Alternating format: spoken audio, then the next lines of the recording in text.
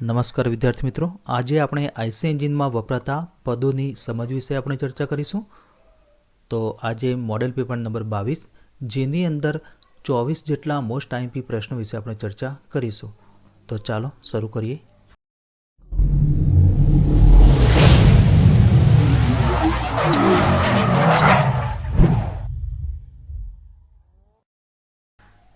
તો મિત્રો, પહેલો પ્રશ્ન, સિલિન્ડરના અંદરના વ્યાસને ખાલી જગ્યા કહે છે. તો option A bore, B stroke, C throw અને ડી સ્ટોક વોલ્યુમ. તો આનો સાચો જવાબ છે ઓપ્શન નંબર એ બોર. તો મિત્રો, અહીંયા આકૃતિ પણ બતાવી છે કે સિલિન્ડરનો અંદરનો વ્યાસ એટલે કે ડાયામીટર હોય છે તેને બોર કહેવામાં આવે છે. ત્યારબાદ બીજો પ્રશ્ન, સિલિન્ડરમાં પિસ્ટન સૌથી ઉપર સુધી ગતિ કરી શકતો હોય તેને ખાલી જગ્યા કહે છે. તો option A BDC, B TDC, C A અને બી બંને અને ડી ઉપરોક્તમાંથી એક પણ નહીં. તો આનો સાચો જવાબ છે ઓપ્શન નંબર બી ટીડીસી. તો મિત્રો, અહીંયા આપણે સમજ માટે આકૃતિ પણ આપી છે કે સિલિન્ડરમાં પિસ્ટન સૌથી ઉપર સુધી ગતિ કરી શકતો હોય તો તેને ટીડીસી એટલે કે ટોપ ડેડ સેન્ટર કહેવામાં આવે છે. તો મિત્રો, અહીંયા ડાબી બાજુની જે આકૃતિ છે તો એની અંદર અહીંયા ટીડીસી લખ્યું છે. તો ત્યાં સુધી સિલિન્ડરની અંદર પિસ્ટન આવી શકે છે, એનાથી ઉપર જઈ શકતો નથી. એટલે કે સિલિન્ડરમાં પિસ્ટન સૌથી ઉપર સુધી ગતિ કરી શકતો હોય તો તેને ટીડીસી એટલે કે ટોપ ડેડ સેન્ટર કહેવામાં આવે છે. ત્યારબાદ ત્રીજો પ્રશ્ન, સિલિન્ડરમાં પિસ્ટન સૌથી નીચે સુધી ગતિ કરી શકતો હોય તેને ખાલી જગ્યા કહે છે. તો option A BDC, B TDC, C A અને બી બંને અને ડી ઉપરોક્તમાંથી એક પણ નહીં. તો આનો સાચો જવાબ છે ઓપ્શન નંબર એ બીડીસી એટલે કે બોટમ ડેડ સેન્ટર. તો અહીંયા બીજા પ્રશ્નમાં જે આકૃતિ હતી એ જ આપણે અહીંયા આકૃતિ લીધેલી છે. તો અહીંયા જોઈ શકો છો કે જમણી બાજુની જે આકૃતિ છે તો એની અંદર પિસ્ટન સૌથી નીચે સુધી ગતિ કરી શકતો હોય તો એ પોઈન્ટને બીડીસી કહેવામાં આવે છે. તો અહીંયા આપણે બતાવેલું છે કે બીડીસી એટલે બોટમ ડેડ સેન્ટર. તો ત્યાં સુધી પિસ્ટન સિલિન્ડરની અંદર ગતિ કરે છે. ત્યારબાદ ચોથો પ્રશ્ન, એન્જિનનો સ્ટોક એ ખાલી જગ્યા છે. તો એ સિલિન્ડરનું કદ, બી કનેક્ટિંગ રોડની લંબાઈ, સી સિલિન્ડરનો વ્યાસ અને ડી ટીડીસી અને બીડીસી વચ્ચેનું અંતર. તો આનો સાચો જવાબ છે ઓપ્શન નંબર ડી ટીડીસી અને બીડીસી વચ્ચેનું અંતર. તો મિત્રો, અહીંયા આકૃતિ પણ આપણે બતાવી છે કે ટોપ ડેડ સેન્ટર એટલે કે ટીડીસી અને બોટમ ડેડ સેન્ટર એટલે કે બીડીસી વચ્ચેનું જે અંતર હોય છે તો એને એન્જિનનો સ્ટોક કહેવામાં આવે છે. ત્યારબાદ પાંચમો પ્રશ્ન, એન્જિનમાં પિસ્ટનની ગતિથી જુદા જુદા ક્રમિક સ્ટોક પૂર્ણ કરી એકવાર પાવર ઉત્પન્ન થાય છે તેને ખાલી જગ્યા કહે છે. તો option A stroke, B power, C cycle અને ડી પ્રક્રિયા એટલે કે પ્રોસેસ. તો આનો સાચો જવાબ છે ઓપ્શન નંબર સી સાયકલ. ત્યારબાદ છઠ્ઠો પ્રશ્ન, ટીડીસીથી બીડીસી વચ્ચેના અંતરને શું કહેવાય છે? તો option A stroke, B cycle, C power અને ડી ટોર્ક. તો આનો સાચો જવાબ છે ઓપ્શન નંબર એ સ્ટોક. તો મિત્રો, પરીક્ષામાં ફેરફાર કરીને આ રીતે પણ પ્રશ્ન પૂછી શકે છે. પ્રશ્નમાં સ્ટોક એટલે શું એ પણ આવી શકે છે અને ટીડીસીથી બીડીસી વચ્ચેના અંતરને શું કહેવાય છે એ પ્રશ્ન પણ આ રીતે પૂછી શકે છે. ત્યારબાદ સાતમો પ્રશ્ન, કોમ્પ્રેશન રેશિયો માટેનું સૂત્ર કયું છે? તો option A VS plus VC by VC, B VS plus VC by VS, C VC by VS plus VC અને D VS by VS plus VC. તો આનો સાચો જવાબ છે option number A VS plus VC by VC. તો મિત્રો, compression રેશિયોનું જે ડેફિનેશન છે, વ્યાખ્યા, તો એ ટોટલ વોલ્યુમ અને ક્લિયરન્સ વોલ્યુમના ગુણોત્તરને કોમ્પ્રેશન રેશિયો કહેવામાં આવે છે. અને અહીંયા વીએસ એટલે કે સ્વેપ્ટ વોલ્યુમ થશે અને વીસી એટલે ક્લિયરન્સ વોલ્યુમ થશે. તો અહીંયા જે સૂત્ર છે એ પ્રમાણે આપણે અહીંયા લખેલું છે કે swept volume plus clearance volume અને નીચે છેદમાં ક્લિયરન્સ વોલ્યુમ એટલે કે કદ આવશે.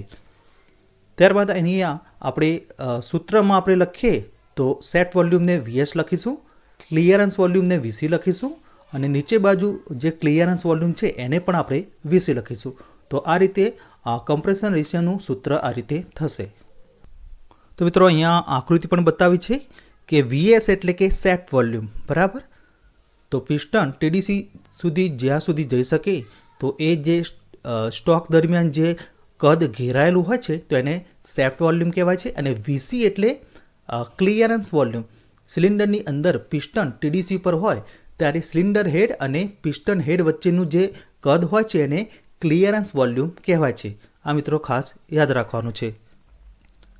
ત્યારબાદ 8મો પ્રશ્ન, સિલિન્ડરમાં પિસ્ટન ટીડીસી પર હોય ત્યારે સિલિન્ડર હેડ અને પિસ્ટન હેડ વચ્ચેની જે જગ્યામાં બળતણ એટલે કે ફ્યુઅલનું દહન થાય છે એટલે કે સળગે છે તેને ખાલી જગ્યા કહે છે. તો option A combustion chamber, B swept volume, C full volume અને ડી ઉપરમાંથી એક પણ નહીં. તો આનો સાચો જવાબ છે option number A combustion chamber. તો મિત્રો સિલિન્ડરમાં પિસ્ટન જ્યારે ટીડીસી પર હોય ત્યારે સિલિન્ડર હેડ અને પિસ્ટન હેડ વચ્ચેની જે જગ્યામાં બળતણ એટલે કે ફ્યુઅલનું દહન થાય છે એટલે કે સળગે છે તેને કમ્બશન ચેમ્બર કહેવામાં આવે છે. ત્યારબાદ 9મો પ્રશ્ન, સિલિન્ડરમાં પિસ્ટન એક સ્ટોક જેટલી ગતિ કરે ત્યારે પિસ્ટન દ્વારા ખસતા સિલિન્ડરના કદને ખાલી જગ્યા કહે છે. તો option A clearance volume, B swept volume એટલે કે સ્ટોક વોલ્યુમ, સી કુલ વોલ્યુમ અને ડી ઉપરમાંથી એક પણ નહીં. તો આનો સાચો જવાબ છે option number B swept volume એટલે કે સ્ટોક વોલ્યુમ. તો મિત્રો અહીંયા આકૃતિ પણ આપી છે. તો અહીંયા તમે જોઈ શકો છો કે સિલિન્ડરમાં પિસ્ટન એક સ્ટોક જેટલી ગતિ કરે છે ત્યારે પિસ્ટન દ્વારા ખસતા અથવા તો ઘેરાયેલા કદને સ્ટોક વોલ્યુમ અથવા તો સેફ્ટ વોલ્યુમ કહેવાય છે. ત્યારબાદ 10મો પ્રશ્ન, પિસ્ટન જ્યારે બીડીસી પર હોય ત્યારે સિલિન્ડરનું કુલ કદ એટલે કે ટોટલ વોલ્યુમ અને પિસ્ટન જ્યારે ટીડીસી પર હોય ત્યારે કમ્બશન ચેમ્બરનું કદ આ બંને વચ્ચેના ગુણોત્તરને ખાલી જગ્યા કહે છે. તો option A clearance volume, B swept volume અથવા તો stroke volume, C compression ratio અને ડી ઉપરમાંથી એક પણ નહીં. તો આનો સાચો જવાબ છે option number C compression ratio એટલે કે CR. તો કોમ્પ્રેશન રેશિયોની વ્યાખ્યા છે મિત્રો ટોટલ વોલ્યુમ અને ક્લિયરન્સ વોલ્યુમના ગુણોત્તરને કોમ્પ્રેશન રેશિયો કહેવામાં આવે છે. તો અહીંયા આપણે આ રીતે પણ લખી શકીએ. અગાઉ આપણે જે સૂત્ર જોયું તો એ પ્રમાણે VS એટલે કે સેટ વોલ્યુમ પ્લસ VC એટલે કે ક્લિયરન્સ વોલ્યુમ આ બંનેનો સરવાળો કરીશું એટલે ટોટલ વોલ્યુમ મળશે અને નીચે ક્લિયરન્સ વોલ્યુમ એટલે કે VC. તો આ રીતે એનું સૂત્ર બનશે. ત્યારબાદ 11મો પ્રશ્ન, પિસ્ટન જ્યારે TDC અથવા BDC પર હોય ત્યારે ક્રેન્કશાફ્ટ 15 અંશથી 20 અંશ સુધી ફરવા છતાં પિસ્ટન ખસી શકતો નથી તેને ખાલી જગ્યા કહે છે. તો option A rock position, B idle position, C over position અને ડી અંડર પોઝિશન. તો આનો સાચો જવાબ છે option number A rock position.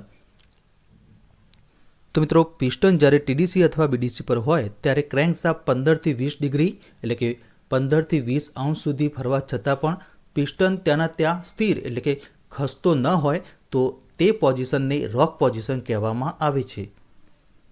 ત્યારબાદ 12મો પ્રશ્ન, એન્જિનમાં બળતણ એટલે કે ફ્યુઅલના દહનને લીધે સિલિન્ડરમાં અંદર ખરેખર જે પાવર ઉત્પન્ન થાય છે તેને કયો પાવર કહે છે? તો option A indicated horse power એટલે કે IHP, બી બ્રેક હોર્સ પાવર એટલે કે BHP, C frictional horse power એટલે કે FHP અને ડી ઉપરોક્તમાંથી એક પણ નહીં. તો આનો સાચો જવાબ છે ઓપ્શન નંબર એ ઇન્ડિકેટેડ હોર્સ પાવર એટલે કે IHP.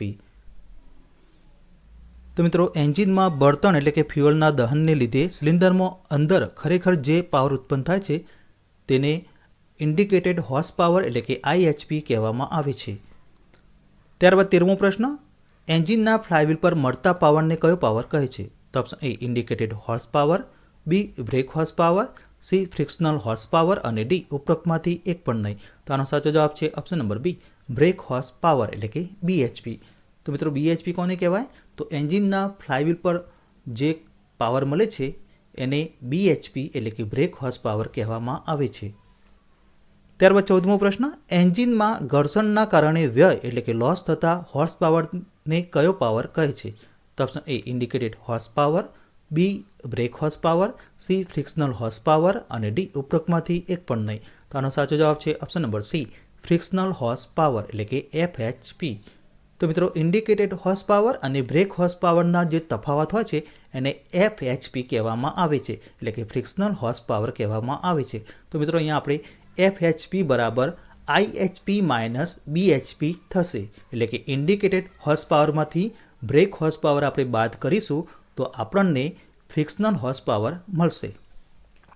ત્યારબાદ 15મો પ્રશ્ન, એન્જિનમાં મેળવવામાં આવતો પાવર આઉટપુટ એટલે કે BHP અને એન્જિનમાં ઉત્પન્ન થતો IHPના ગુણોત્તરને ખાલી જગ્યા કહે છે. તો ઓપ્શન એ મિકેનિકલ એફિશિયન્સી એટલે કે યાંત્રિક કાર્યદક્ષતા, B thermal efficiency, C volumetric efficiency અને ડી ઉપરોક્તમાંથી એક પણ નહીં. તો આનો સાચો જવાબ છે option number A mechanical efficiency એટલે કે યાંત્રિક કાર્યદક્ષતા. તો મિત્રો અહીંયા યાંત્રિક કાર્યદક્ષતાને ઈટા વડે દર્શાવવામાં આવે છે અને અહીંયા મિકેનિકલ એફિશિયન્સી એટલે કે યાંત્રિક કાર્યદક્ષતાનું સૂત્ર છે બ્રેક હોર્સ પાવર અને ઇન્ડિકેટેડ હોર્સ પાવરના ગુણોત્તરને મિકેનિકલ એફિશિયન્સી એટલે કે યાંત્રિક કાર્યદક્ષતા કહેવામાં આવે છે. તો અહીંયા આપણે BHP બાય IHP ગુણ્યા 100 કરીશું તો આ એનું સૂત્ર થશે. ત્યારબાદ 16મો પ્રશ્ન, એન્જિનમાં મોકલવામાં આવેલ ફ્યુઅલ સળગાવવાથી ઉત્પન્ન થયેલ ગરમી શક્તિ અને BHP અથવા IHP વચ્ચેના ગુણોત્તરને ખાલી જગ્યા કહે છે. તો ઓપ્શન એ મિકેનિકલ એફિશિયન્સી એટલે કે યાંત્રિક કાર્યદક્ષતા, બી થર્મલ એફિશિયન્સી એટલે કે ઉષ્મીય કાર્યદક્ષતા, સી વોલ્યુમેટ્રિક એફિશિયન્સી અને ડી ઉપરોક્તમાંથી એક પણ નહીં. તો આનો સાચો જવાબ છે option number B thermal efficiency એટલે કે ઉષ્મીય કાર્યદક્ષતા. તો ઉષ્મીય કાર્યદક્ષતાનું સૂત્ર અહીંયા આ રીતનું થશે, બળતણ દ્વારા ઉત્પન્ન થતી ગરમી શક્તિ બાય BHP અથવા IHP એટલે કે બ્રેક હોર્સ પાવર અથવા ઇન્ડિકેટેડ હોર્સ પાવર.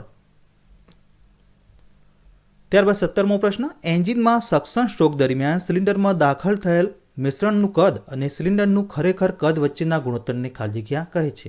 તો ઓપ્શન એ મિકેનિકલ એફિશિયન્સી એટલે કે યાંત્રિક કાર્યદક્ષતા, બી થર્મલ એફિશિયન્સી એટલે કે ઉષ્મીય કાર્યદક્ષતા, સી વોલ્યુમેટ્રિક એફિશિયન્સી અને ડી ઉપરોક્તમાંથી એક પણ નહીં. તો આનો સાચો જવાબ છે option number C volumetric efficiency. તો મિત્રો વોલ્યુમેટ્રિક એફિશિયન્સી એટલે એન્જિનમાં સક્શન સ્ટ્રોક દરમિયાન સિલિન્ડરમાં દાખલ થયેલ મિશ્રણ એટલે કે જે ફ્રેશ ચાર્જ જે અંદર દાખલ થાય છે એનું કદ અને સિલિન્ડરનું ખરેખર કદ આ બંને વચ્ચેનો જે ગુણોત્તર હોય છે એને વોલ્યુમેટ્રિક એફિશિયન્સી કહેવામાં આવે છે. તો વોલ્યુમેટ્રિક કાર્યદક્ષતાનું સૂત્ર સક્શન સ્ટ્રોક વખતે દાખલ થયેલ મિશ્રણનું કદ અને સિલિન્ડરનું ખરેખરનું કદના ગુણોત્તરને વોલ્યુમેટ્રિક એફિશિયન્સી કહેવામાં આવે છે. ત્યારબાદ 18મો પ્રશ્ન, BHP માટેનું સૂત્ર કયું છે? તો option A 2πNT by 4500, B 4πNT by 4500, C 6πNT 4500 અને ડી 8πNT બાય 4500. તો આનો સાચો જવાબ છે option number A 2πNT by 4500. ત્યારબાદ 19મો પ્રશ્ન, IHP માટેનું સૂત્ર કયું છે? તો મિત્રો અહીંયા ઓપ્શન આપે છે અને આનો સાચો જવાબ છે option number A plan by 4500 into કે. ત્યારબાદ 20મો પ્રશ્ન, મિકેનિકલ એફિશિયન્સી એટલે કે યાંત્રિક કાર્યદક્ષતા માટેનું સૂત્ર કયું છે? તો option A BHP by IHP multiply 100, B IHP by BHP multiply 100, C BHP minus IHP by BHP multiply 100 અને D IHP minus BHP by IHP into 100. તો આનો સાચો જવાબ છે option number A BHP by IHP ગુણ્યા 100. તો યાંત્રિક કાર્યદક્ષતાની જે સૂત્ર છે એ અગાઉ આપણે જોઈ ગયા. તો અહીંયા બ્રેક હોર્સ પાવર અને ઇન્ડિકેટેડ હોર્સ પાવરના ગુણોત્તરને મિકેનિકલ એફિશિયન્સી એટલે કે યાંત્રિક કાર્યદક્ષતા કહેવામાં આવે છે. ત્યારબાદ 21મો પ્રશ્ન, સિલિન્ડરમાં પિસ્ટન TDC પર હોય ત્યારે પિસ્ટન અને સિલિન્ડર હેડ વચ્ચેની જગ્યાને ખાલી જગ્યા કહે છે. તો option A clearance volume, B swept volume, C કુલ વોલ્યુમ અને ડી ઉપરમાંથી એક પણ નહીં. તો આનો સાચો જવાબ છે option number A clearance volume. તો મિત્રો સિલિન્ડરમાં પિસ્ટન જ્યારે TDC ઉપર એટલે કે ટોપ ડેડ સેન્ટર પર હોય ત્યારે પિસ્ટન હેડ અને સિલિન્ડર હેડ આ બંને વચ્ચેની જે જગ્યા હોય છે તેને ક્લિયરન્સ વોલ્યુમ કહેવામાં આવે છે. ત્યારબાદ 22મો પ્રશ્ન, ક્રેન્ક પિનના સેન્ટરથી મેઇન જનરલના સેન્ટર વચ્ચેના અંતરને શું કહેવામાં આવે છે? તો option A stroke, B cycle, C throw અને ડી કાર્યદક્ષતા એટલે કે એફિશિયન્સી. તો આનો સાચો જવાબ છે ઓપ્શન નંબર સી થ્રો. તો મિત્રો અહીંયા આકૃતિ પણ આપણે લીધેલી છે કે ક્રેન્ક પિનના સેન્ટરથી મેઇન જનરલના સેન્ટર વચ્ચેનું જે અંતર હોય છે, અહીંયા આપણે બતાવ્યું છે લાલ એરાથી, તો એને થ્રો કહેવામાં આવે છે. ત્યારબાદ 23મો પ્રશ્ન, પિસ્ટન સ્ટોકને કેવી રીતે વ્યાખ્યાયિત કરવામાં આવે છે? તો ઓપ્શન એ ડબલ થ્રો, બી અડધો થ્રો, સી સરખો થ્રો અને ડી 4 ગણો થ્રો. તો આનો સાચો જવાબ છે ઓપ્શન નંબર એ ડબલ થ્રો. તો મિત્રો સ્ટોક બરાબર ડબલ થ્રો થશે. તો અહીં આપણે આકૃતિ પણ લીધેલી છે કે થ્રો ઇઝ 1/2 ધ સ્ટોક, એટલે કે સ્ટોક કરતાં જે થ્રો હોય છે અડધો હોય છે, બરાબર, એટલે કે સ્ટોક બરાબર ડબલ થ્રો થશે. ત્યારબાદ 24મો પ્રશ્ન, ફાયરિંગ ઓર્ડર શું છે? તો ઓપ્શન એ પાવર સ્ટોકના ઘટનાનો ક્રમ, બી સક્શન સ્ટોકના ઘટનાનો ક્રમ, સી કમ્પ્રેશન સ્ટોકના ઘટનાનો ક્રમ અને ડી એક્ઝોસ્ટ સ્ટોકના ઘટનાનો ક્રમ. તો આનો સાચો જવાબ છે ઓપ્શન નંબર એ પાવર સ્ટોકના ઘટનાનો ક્રમ. તો મિત્રો નેક્સ્ટ વિડીયોમાં બીજા ટોપિક વિશે આપણે ચર્ચા કરીશું.